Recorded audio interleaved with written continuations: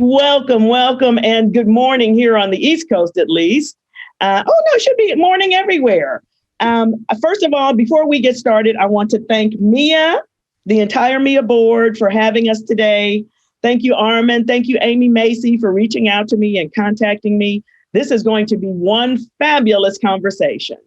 I want to introduce you to our keynote speaker and special guest for the day. Her name is Dorothy Carvello. She is a publicist and author of the groundbreaking book, Anything for a Hit, an A&R woman's story of surviving the music industry. We're going to talk a little bit about the book. We're going to talk about Me Too, and our conversation is going to go wherever it goes. So hold on to your horses, everybody, and let's welcome Dorothy Carvello.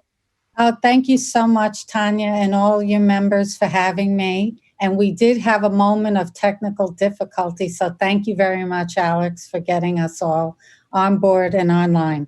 Yeah, thank you, Alex. We really appreciate it. Both Dorothy and I both got new computers, and they're running us in circles. They are. And I want you to know, I never owned a computer and wrote my book on an iPhone, and I should have stuck with it.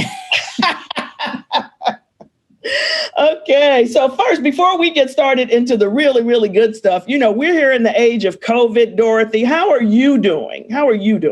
I'm doing very well. Thank you for asking. It has been a little bit of a challenge in the beginning in New York City, but, we're up and running. Everybody come back to New York. We need you, because without New York and our tax dollars, most of the country really is going to have a big problem next year.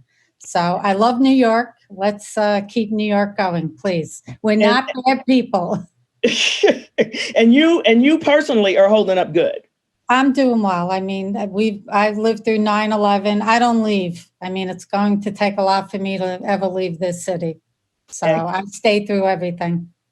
How do you think we as a music industry are doing in this age of COVID? How are we handling it from your perspective?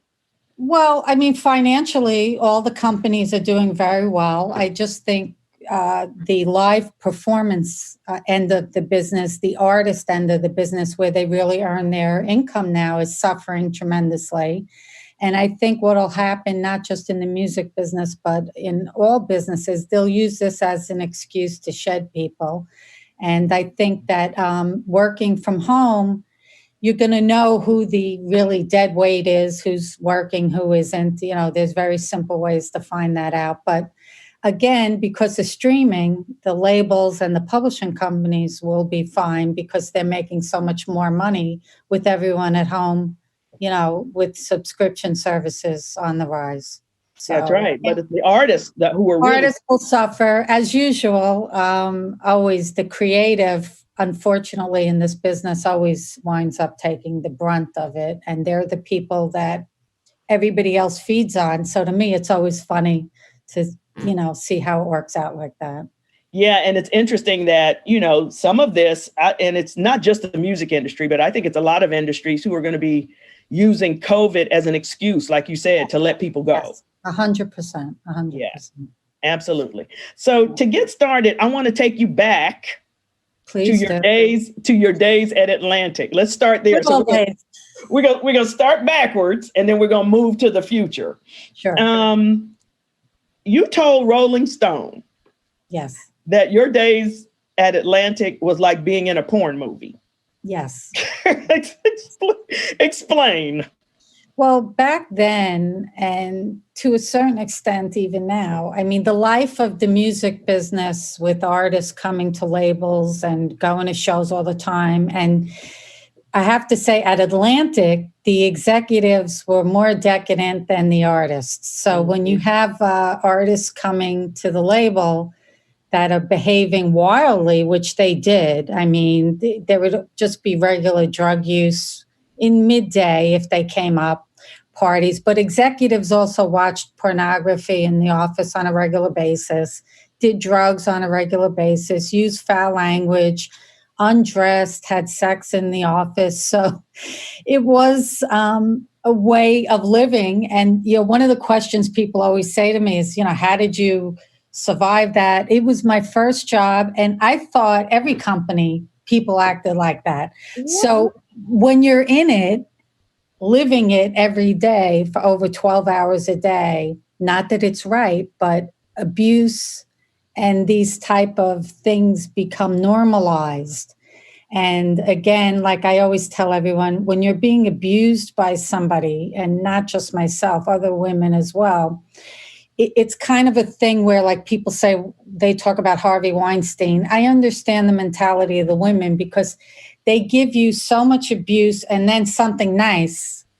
They'll do something nice for you, like give you tickets to see The Who perform live at Radio City, Tommy, which is a once in a lifetime event, and you're kind of in the circle and you're being treated great. So they give you just enough to keep you from not even realizing that you're punch drunk, involved in this cycle of, really decadence and abuse in publicly traded companies. How did you even end up at Atlantic in the first place? You say it was your first job. How did you land the job? What led you to even be in the music business in the first place? Well, I loved music, and I love when people always say that. I'm getting into the music business because I love music, and it's such, you get so far removed from music, even as an A&R person, which is supposed to be your job, because you have all these other, wheels to keep on track within the company. I used to go to clubs. I'd sneak out of my house and go to clubs all night, and I met many people in the music business, DJs, people from promotion men, from record companies. So I took like part-time jobs in a bank and as a receptionist at Red Book magazine, and went to school. And I said, what could I do for a job after I graduated college? Because the first thing your parents want to know is, okay, you went to college. What are you going to do? What are you doing now? What are you going to do next? So I couldn't sing. I couldn't play any instruments. So I said, that only leaves me limited thing to do in the music business, which was to work at a company. So I always used to apply to RCA Records, and I wouldn't even get an interview. And then I read an article in the paper that Ahmet Ertegun, the founder of Atlantic Records, gave a lot of money to this congressman. And I knew someone who knew him, and I went to work on his campaign. And part of our deal was if I worked for free on his campaign, he would get me an interview at Atlantic Records with Ahmet Ertegun. Wow. That's what I say. That's what I call making contacts. Right. So you always have to think outside the box. Sometimes our path is not straight. So I did get a meeting with Ahmet Ertegun, and he told me there were no jobs and kind of threw me out of his office. And as I was leaving, I met his assistant. And I looked at this woman and I said, boy, she looks exhausted. I'm going to make friends with her. And I took her to lunch, and we kept up a friendship. And when there was a job, she called me, because I said, that's the way to get into anything. Sometimes it's not through the king. The most important person is the caretaker, because they know what the king is doing all the time. I love that. She did give me a job, and he did give me a job. It was as his secretary. She was the assistant and I was the secretary. And I thought, because I went to college, they were rolling me right into the executive suite. Of course. I was like, I went to college. I don't have to do this. And that's how I got in. And once you get in, you're in. It's very hard to get fired. I only have the great distinction of being fired from every job. What did you major in college? Political science. Ah, okay. So they didn't have music industry course. There was no way you could learn anything about the music industry from a school, unfortunately. Right.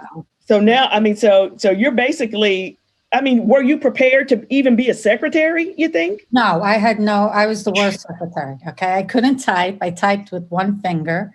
I couldn't take dictation. I couldn't do any of that stuff.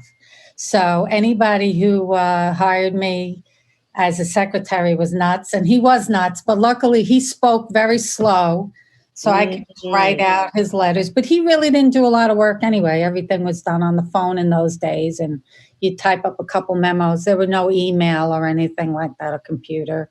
Right. So it was just, he'd scream something and I'd run in like a Marx Brothers movie.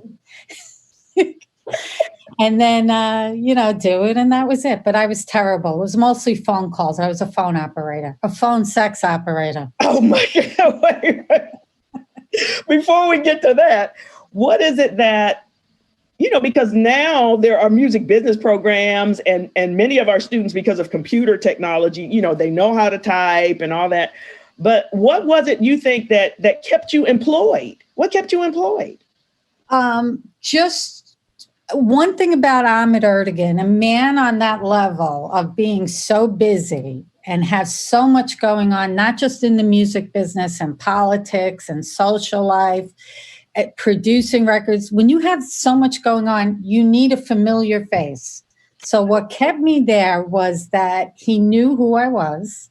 If he yelled, screamed, no matter what he did, even though I'd yell back or whatever, I took his shit. Nobody likes an unfamiliar face. He wouldn't even allow a temp to work for him. So it was very hard to take a day off or anything like that. Once you're in, it's very hard to get out. People like, you know his secrets, you know what he wants, you know what he likes to drink. It's very hard to teach somebody that. And I happen to have a personality. I'm born under the sign Aries. So I have a very hard head and I'm Italian.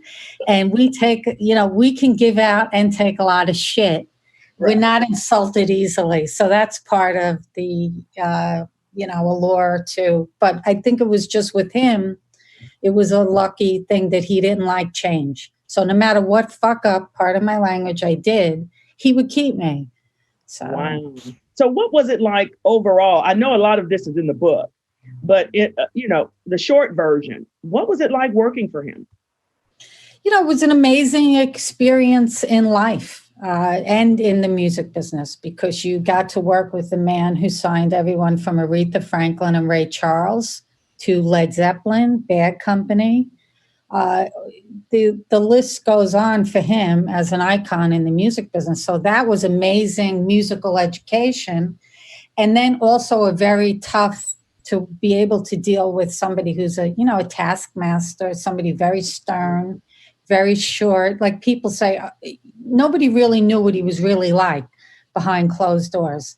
So he could be very charming. So it was a great education. And for me to say that I worked with Ahmet Ertegun, not many people get that one-on-one with him.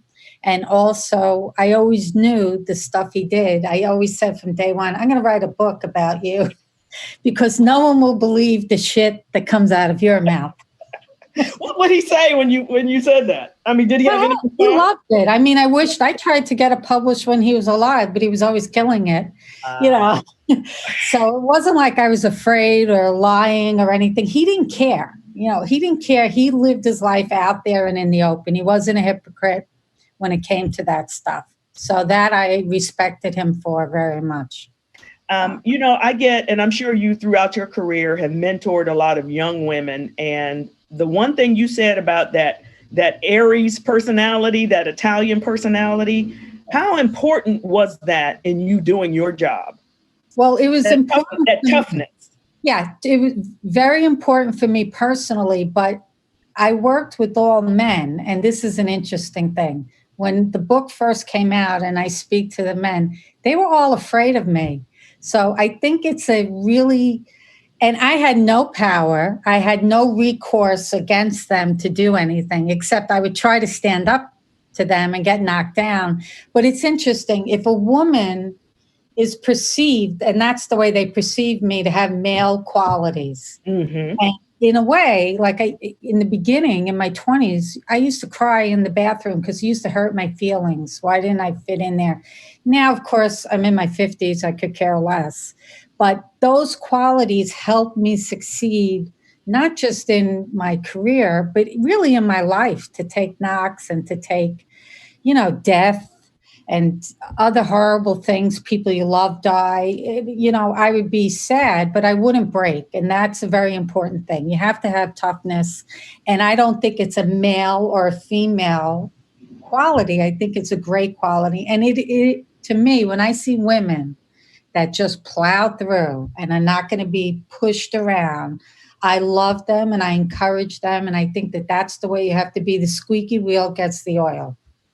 So. I agree with you. Yeah, I think that's why Armin and Amy put us together today. Why do you think now let's move a little bit forward to some of what was going on in the industry when you were there. Yes. It wasn't just at Atlantic. It was pervasive throughout the whole industry. Why do you think that was? Well, it's a culture. It was each company's culture was driven by these men from a different era. And they started, a lot of these men really started the record business. So cheating, lying, screwing around on their wives, it was an accepted thing. Nobody said, oh, you're doing anything wrong.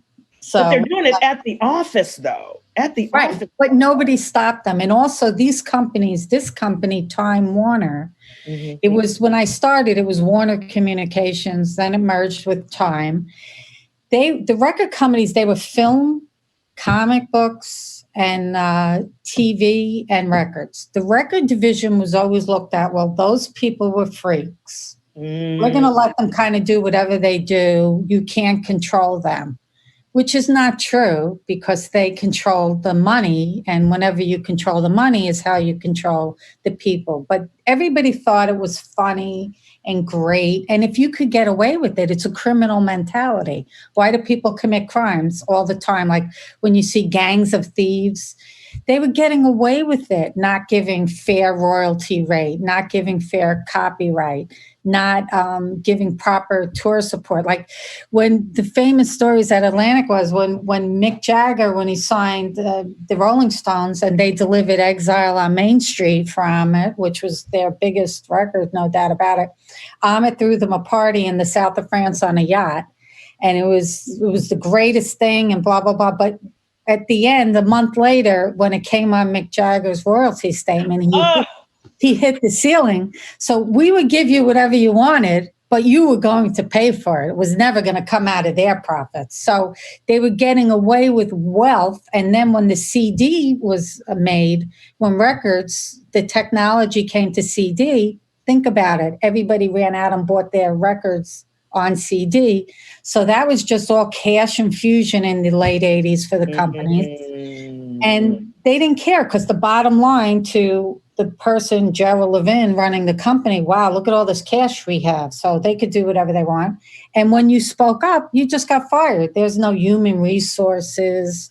There's no mediation. Lawyers wouldn't take your case. The press wouldn't write about it. It was just funny. You know, a young woman getting her skirt pulled down in an elevator and then standing in the lobby in a panties, that was amusing to men. But that's the kind of men that were accepted and allowed and attracted into the record business at the time. Wow. So what was it like for the average woman? Not for you, but for the average woman. What was it like? The average woman was less advancement. And if you wanted to advance, you know, we had bosses that certainly wanted their sexual desires placated to. That was really the only avenue for advancement.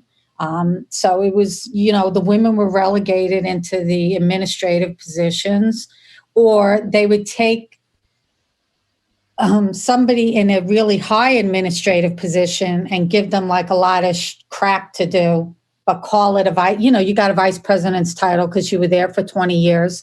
But there were no women running the companies or, you know, there should have been not just one, there should have been several that could have done it, but weren't. But a lot of women didn't stick to the business. They would leave when something happened. They would give up. They didn't want to do it anymore because I could understand why. Every day was an uphill battle. And then you have some guy walk out of college that was friends with Ahmet, or Ahmet bought a painting from his father, and all of a sudden he walks in as an executive with an expense account, and he's 5 weeks vacation. He could do what he wants. He's on a plane to LA. So it definitely double standards. And there were many talented women over the years that I met and knew that just would disappear out of the business, and especially A&R women.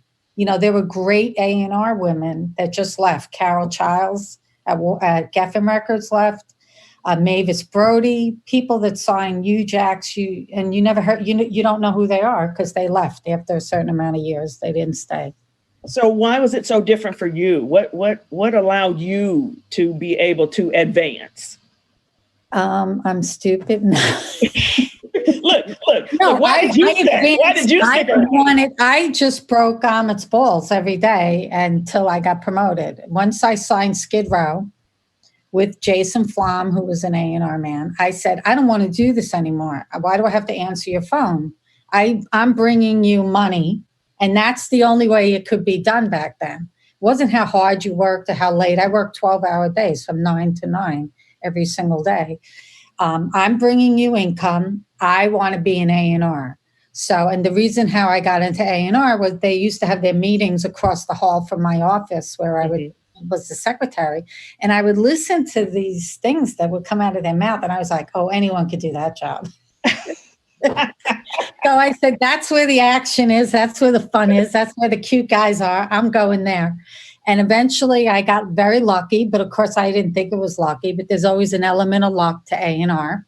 I found the group, and then eventually he promoted me, but he also demoted me back as a secretary, which would never happen if I was a man.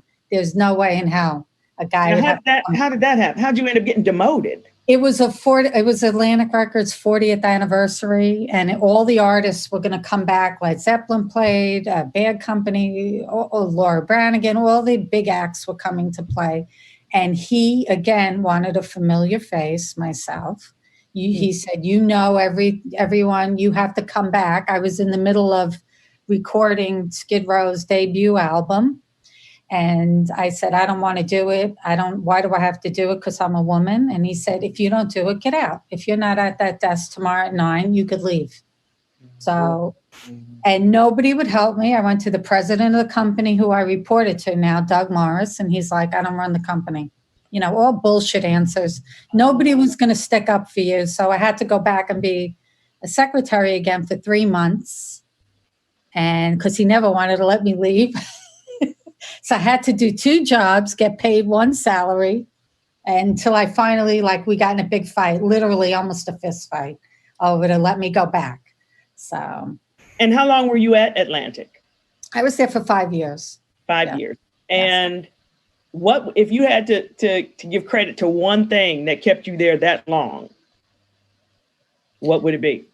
You know, I loved the music business. I still love the music business. I love my job, and it was a good job. I mean, I was making $50,000. I was making more money than my dad in 1988. So it was good money. You got profit sharing. You got 401k. It was everything that I wanted my entire life, and went to college. I had college loans to pay.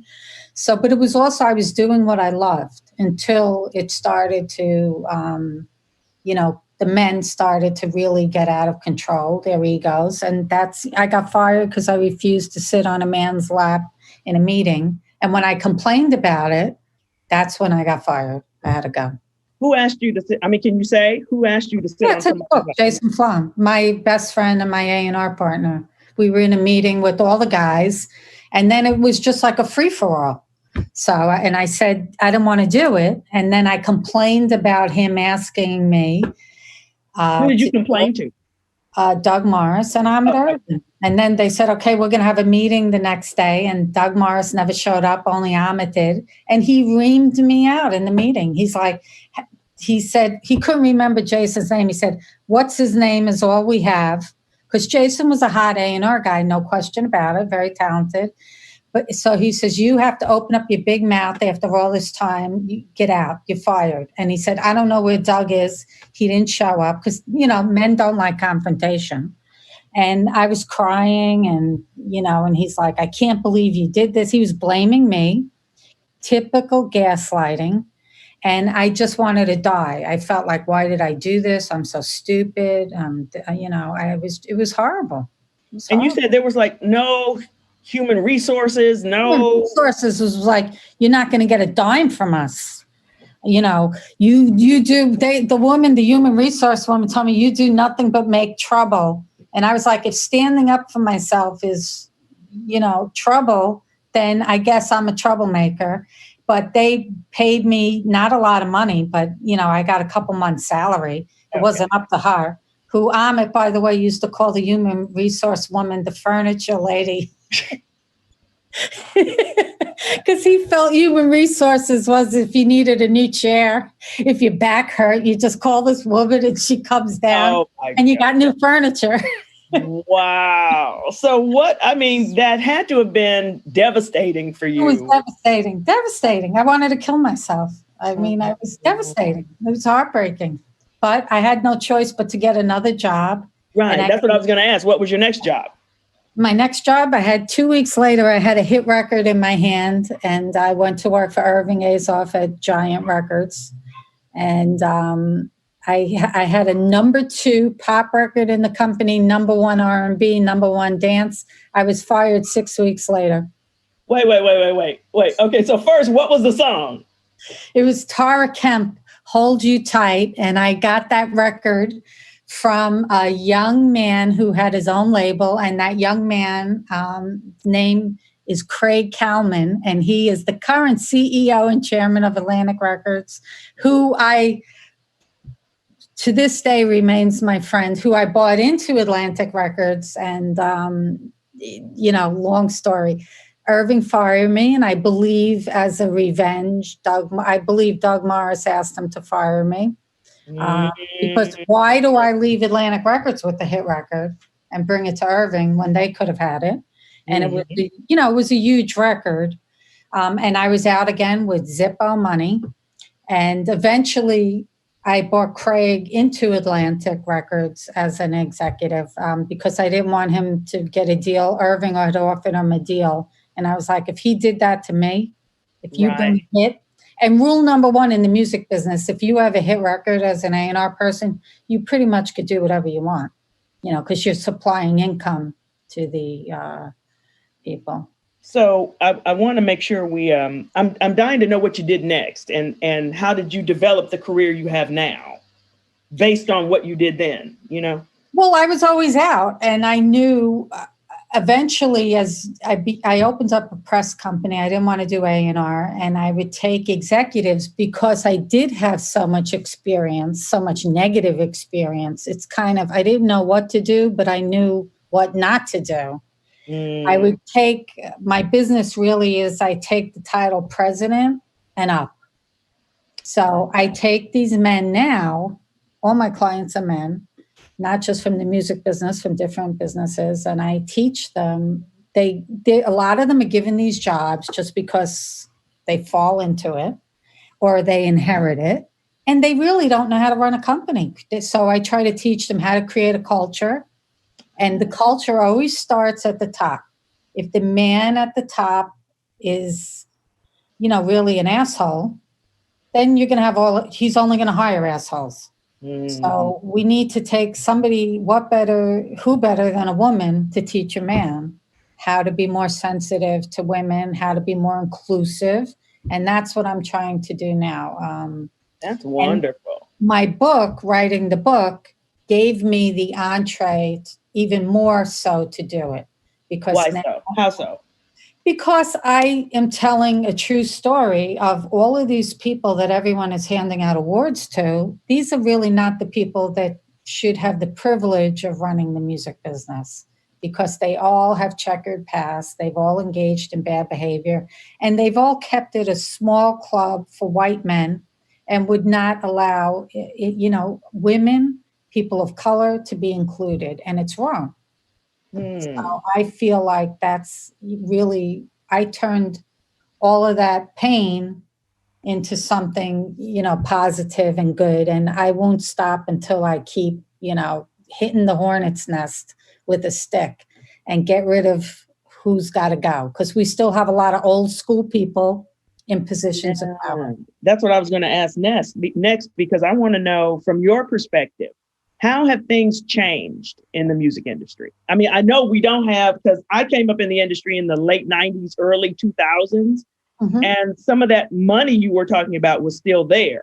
Yeah, but Napster was also coming onto the scene and it quickly disappeared. So how would you say it's different now from your perspective? It's different now in a way that everything is geared towards streaming, less physical product. So that part of the business has changed in terms of retail.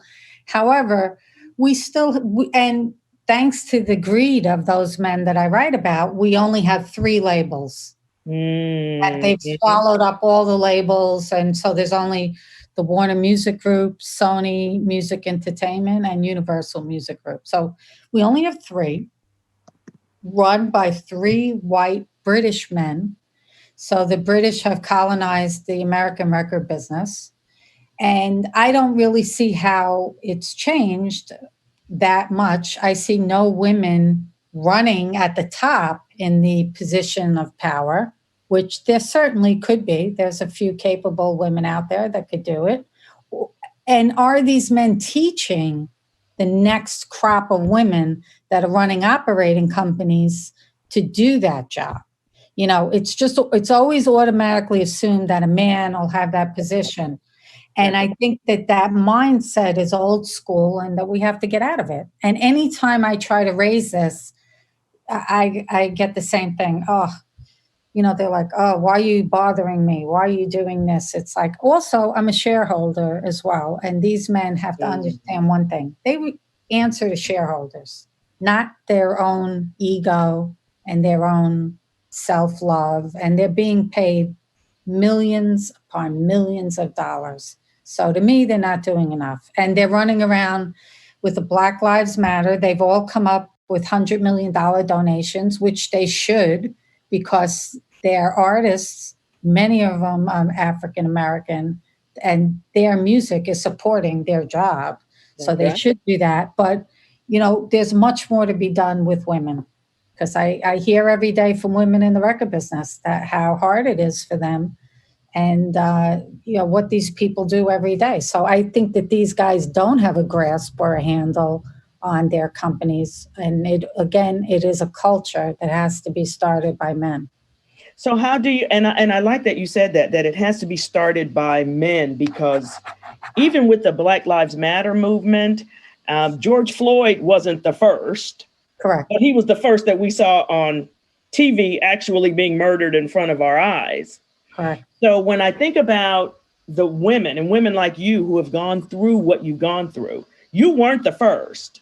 No. And you're not the last. No. So then how do we change that culture in the industry? How do we change it? Well, women have to just keep standing up for themselves, not taking it, and women should be banding together in this industry to. Why don't we do that? Why don't we do that, Dorothy? Because we don't. Women traditionally, I don't understand why either. Women, the one thing that I do say is they're afraid for their jobs. They're afraid, and you get branded if you speak up. It happened to me, and it's not a fun position to be in because you're alone. So a lot of the women come to me because they feel like I went through this. I'll speak for them, and I do.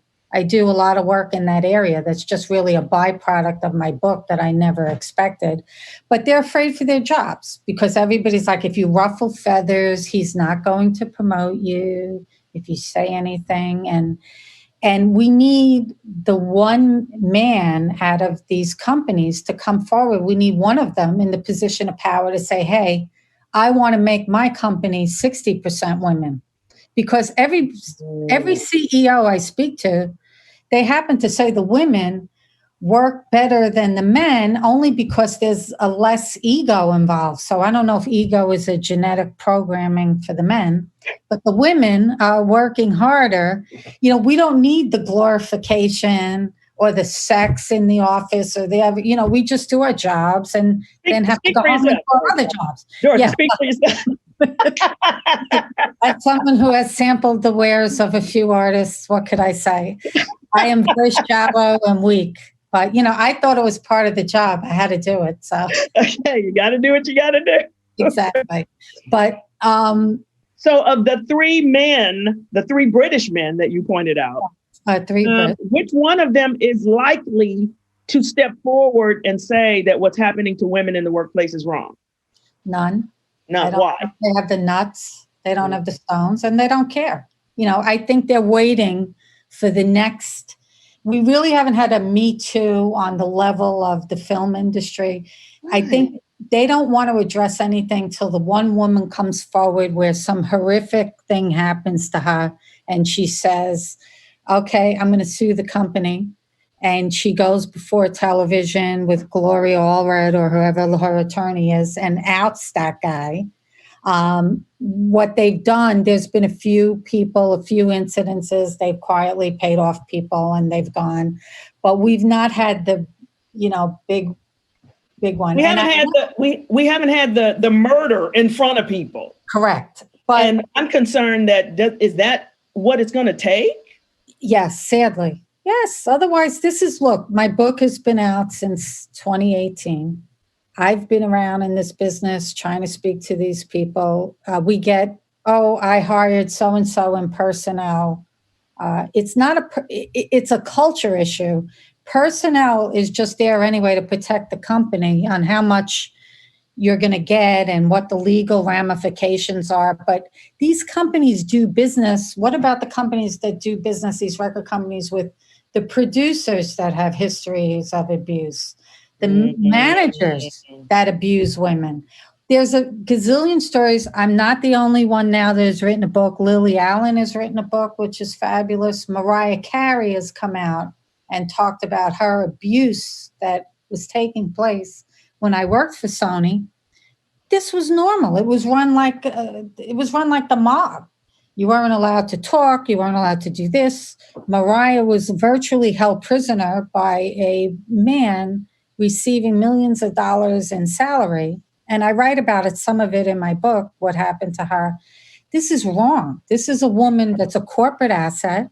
She's a woman, a person, a human being, an artist that was the biggest selling artist on Sony. And it doesn't matter if she wouldn't have made it that high if she didn't have the legitimate talent, regardless that she was married to Tommy Mottola. She had legitimate talent. She wrote those songs. The things that happened to her, having a knife held to your face in front of people, I mean, it's disgraceful. It's a disgrace. There's no other word for it. And yet allowed to exit with millions. And the Japanese are all fine with that. It can't be. They have to be held accountable. So then, I you and I are around the same age, and I really have experienced much of what you have. And I'm wondering, what do I tell my young female students who love music as much as we do? What do we tell them? Well, the good news is, and when I speak to the younger women in school, like, they don't have a tolerance for this stuff because they're raised in a different culture, different era, really.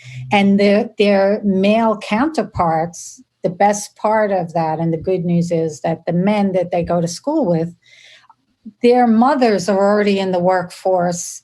They're younger. It's a culture. It's a generational thing is what I'm trying to say.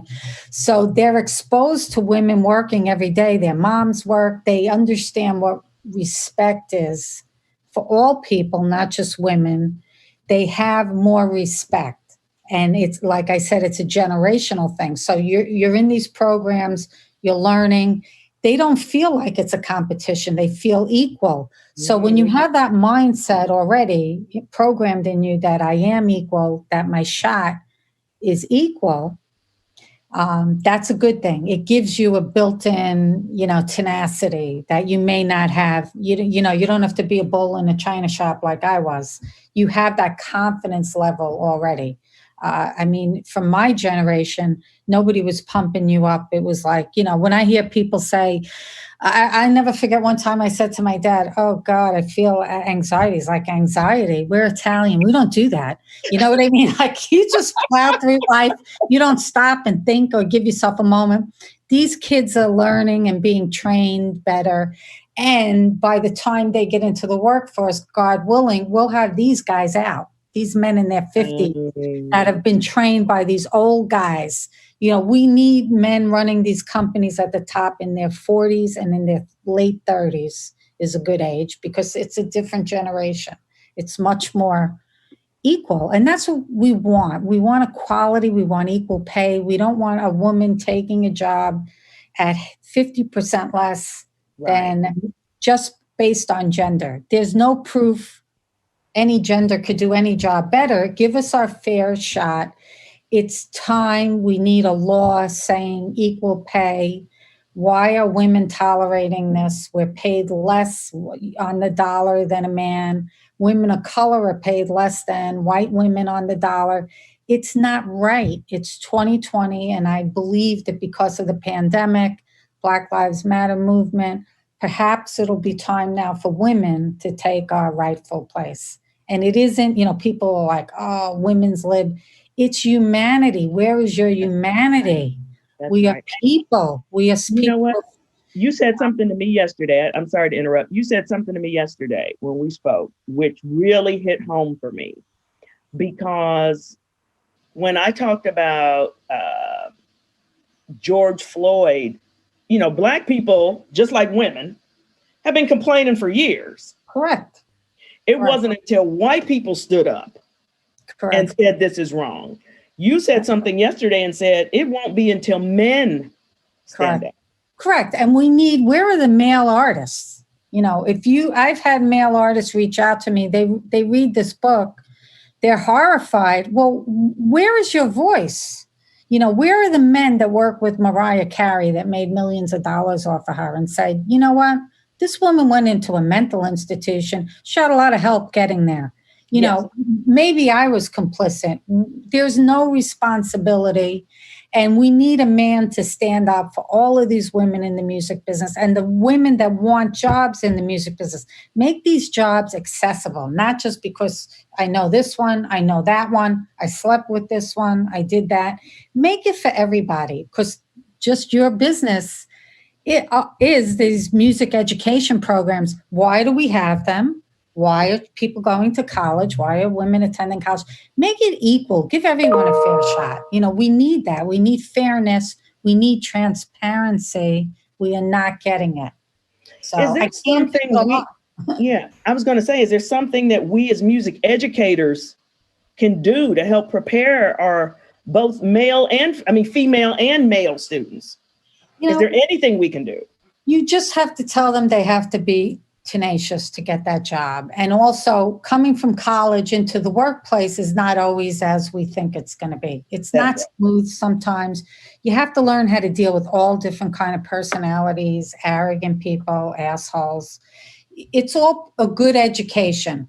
And don't give up. If you love that place that you're working at and you feel that there could be advancement, find somebody to help you advance. In my case, it was Ahmet, it was Jason Flom.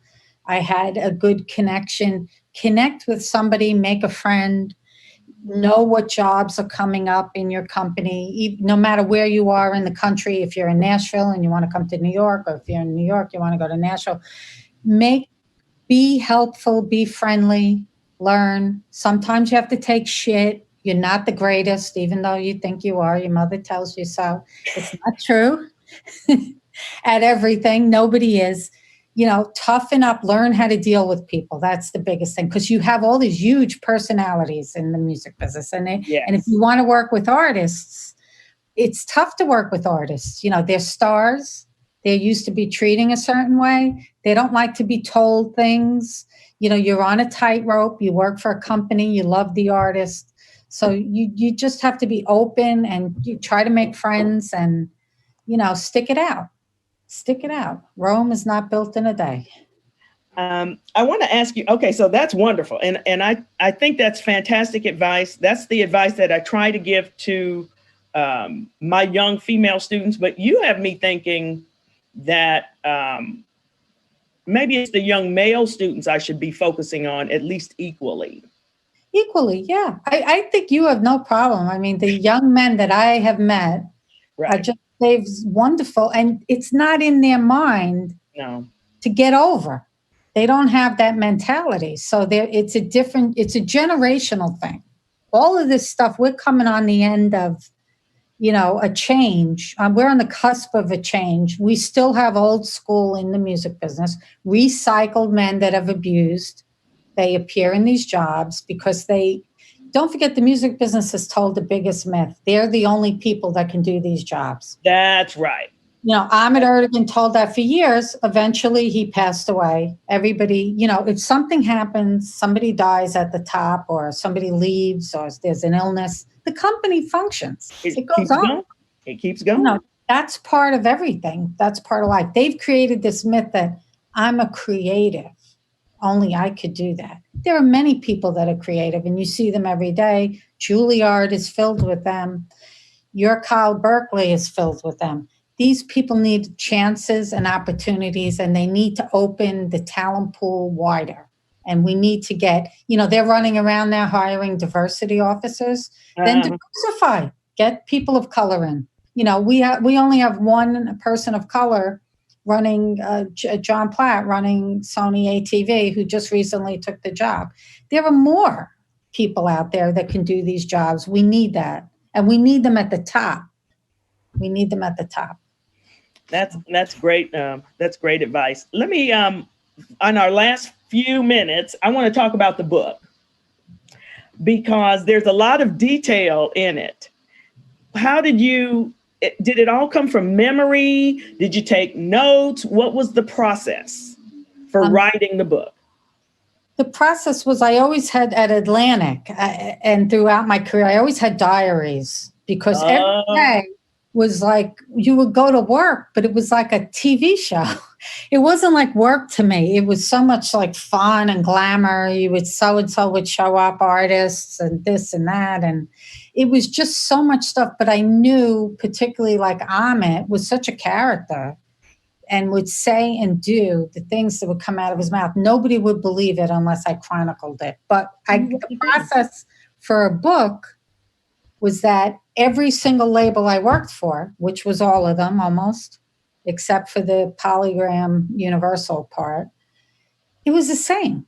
So I was like, they took the same man, just changed his name. He might be tall, short, fat, white, black. It's the same man, same testosterone, and put him as my boss.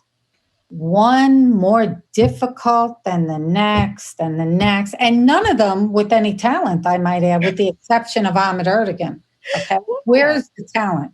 These guys would all get these jobs, and they would just make it. The minute they saw me, I was a natural enemy in the wild to them, just based on being female and had a big mouth.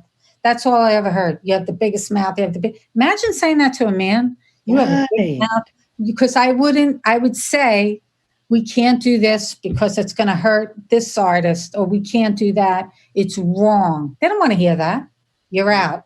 Done. Relegated to, one guy relegated me to setting a table at a meeting. And I was like, I couldn't believe it. But they don't want to get in the ring. They don't like the competition. They don't want to share. It's just like kindergarten. All the things you're supposed to do in kindergarten, they don't want to do it.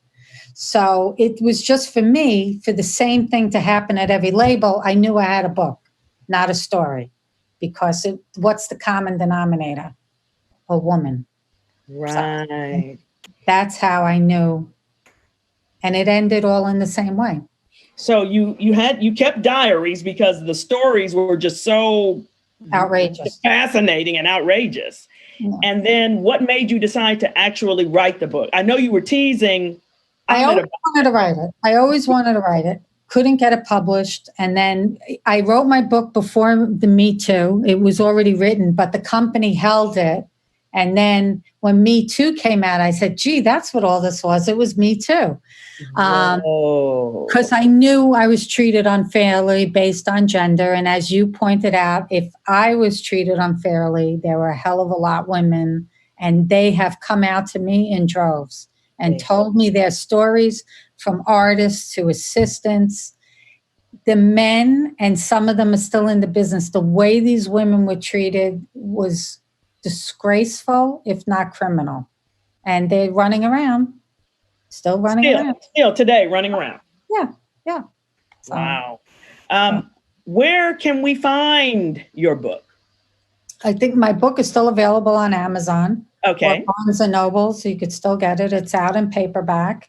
Okay. And, hopefully soon we'll be bringing that book to a TV screen near you. Whoa. Any roles for Black women? Yes, as a matter of fact. There are plenty of roles in my show for people of color. And Excellent. And some of our educators want to know, do you speak at colleges and universities and conferences? The lovely and talented Ms. Beverly Keel has had me at her school. Sean Young has had me at his school. I loved it. We had the best time. We had so much fun, and I got a lot of jaws dropped. But I just come in and I tell the truth because that's the only thing I know how to do. And I think that it's good to shake up and have conversation of, you're in the school environment, which is great. That's right. But now here's the little ass-kicking work environment. And that's what we want to prepare these people too. But yes, I absolutely have been going around and speaking on the book. I love it. I can't get enough of it, I love this conversation. And Berklee, big fan. Then you're coming to Berklee. It's a done deal. So many fabulous, so many fantastic musicians that school has produced and icons in the business. So nothing. And what would be absolutely, and thank you for that. And you're coming to Berklee because I got your cell phone number. But for those who don't have the cell phone number, what's the best way to reach you? I have a website for my book, which has all the contact information and all the press and my New York Times book review, which I'm so proud of. It's Congratulations. Thank you. Anythingforahitbook.com. Anything for a hit, all one word. All one word. Anythingforahitbook.com. Book.com. Okay, they said they're going to post it on the MEIEA website. Oh, thank you so much. Excellent, so that everybody can get it. So if you had one last word or one last bit of advice to share with us that we can perhaps pass on to our students in some way, what would it be? Just keep educating these young people. We need them. They are the future of the business, and we need the men and women together. It's not even though I'm talking specifically about the raw deal that women have gotten in the music business, it can change because, like I said, these young men are different. It's a generational thing, and these kids, I get a kick out of them. They're wonderful. They're so smart, and they know the streaming end of the business, which is the only game in town. That's right. So that's the most important thing, that they're being trained in that. Recording. And today with the invention of the iPhone, I mean, if we would have had that, you can make a whole... Oh, we would have been... Oh, you're kidding. So just the camera part, the video. Wait. One last thing. I forgot. Organizations. Should they join organizations or... I did, and I left the Recording Academy because I just felt it's very old school political. The people on the board to me running the academy, they're not even in the music business, so it's like that has to be cleaned out. It's not being addressed. Another thing, I don't think organizations really matter. You have to get a foot in the door. You have to get a job, get somebody to help you get a job, get in, make your own way. It's always the best. When you do it yourself, there's so much satisfaction in it. And being fired is not necessarily, it hurts like hell, but it's not necessarily a bad thing. It's always Amen to that. A chance to learn. Amen. And that's what life look, I've been there. Trust me, you're right. It's not the worst thing in the world. Feels like it at the time. Right. But sometimes it's actually a good thing. And, with every closed door, another one opens. You're right. So. Thank you, Dorothy. This has been a pleasure for me. I can't make fun. I can't wait for you're just in New York, so I'm only a few hours away. So I love Boston. My ex-husband is from Boston. Regina Boston. I love Regina Pizza. Well, it's been wonderful talking to you today. Thank you on behalf of me. Thank you, Alex, for getting me online. I appreciate it. Alex, and thank you for having me, everyone. Thanks, Dorothy. You take care.